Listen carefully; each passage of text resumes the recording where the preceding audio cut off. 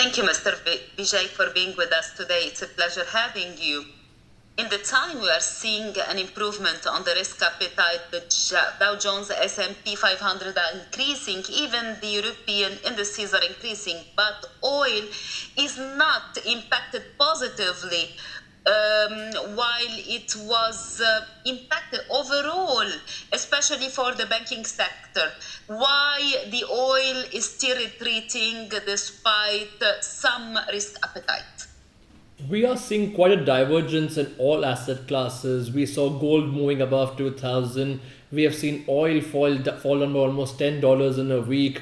And we have seen cryptocurrencies moving up, considering, I don't know how, as a safe haven.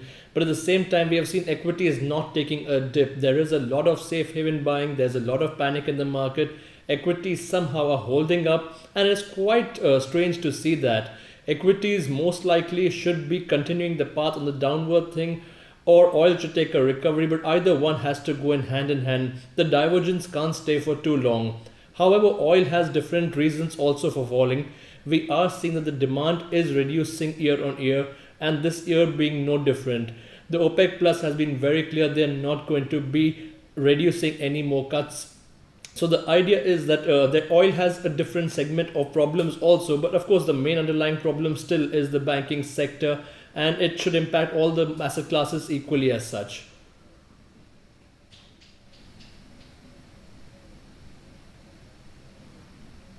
The question here, don't you think that this financial crisis is a little bit exaggerated and oil is a little bit exaggerated to fall? Are we close to a recession and the recession is very close? What do you think? It does look like we are in a recessionary environment. Everything that usually does go wrong in a recession, we are seeing right now happening.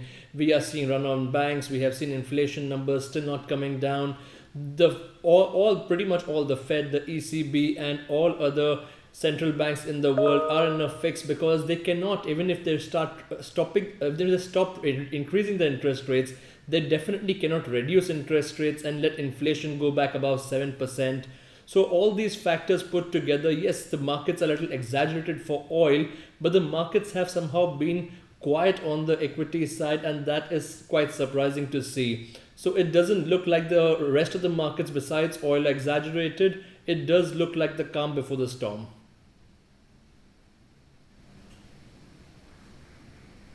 In the beginning of this year, the narrative or the fears that oil prices are increasing within the global situation and they should retreat. When you see the prices today, how do you think maybe this is a good news for the global economy and support the sentiment that we are seeing economically around the world? Absolutely, it is definitely a positive to take, but at the same time, oil prices cannot remain this low if the markets are doing so well. It does look like we might see a rebound in oil prices very soon, and the happiness might just be very short lived.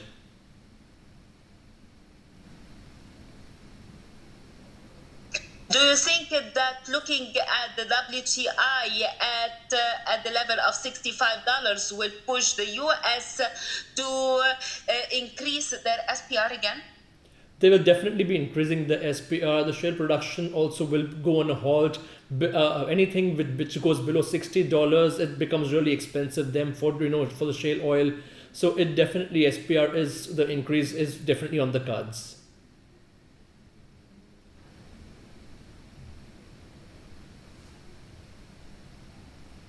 The bet was that the gold will retreat during this period, and this is what we have seen in Feb.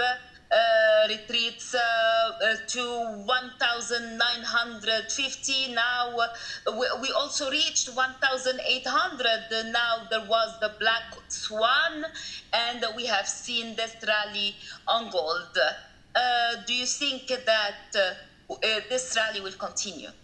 It does not look like the rally will continue because there is not enough panic in the markets. Gold has definitely done an incredible job. It's moved from 1800 to 2000 in literally 10 days' time. it has been a very big move. There is a flight to safety, that's for sure. We have also seen the US 2-year Treasury yields move from 5% to 3.5% in a week. That has been the biggest fall on Treasury yields ever since the 1987 Black Monday. So it definitely is a flight to safety. However, gold does see a lot of resistance in the 2000 areas and somehow cannot manage to hold above 2000. It will really require something much bigger an event for gold to actually make a new high this time around.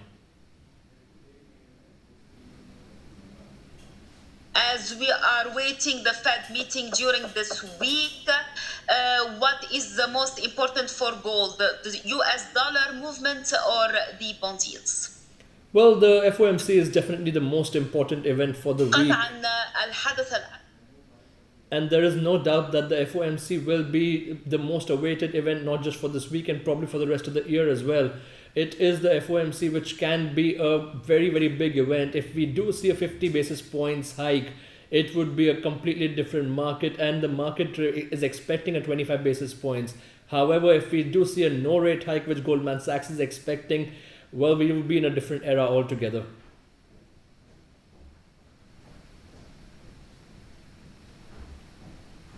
Thank you very much, Mr. Vijay, for being with us today. Thank you so much.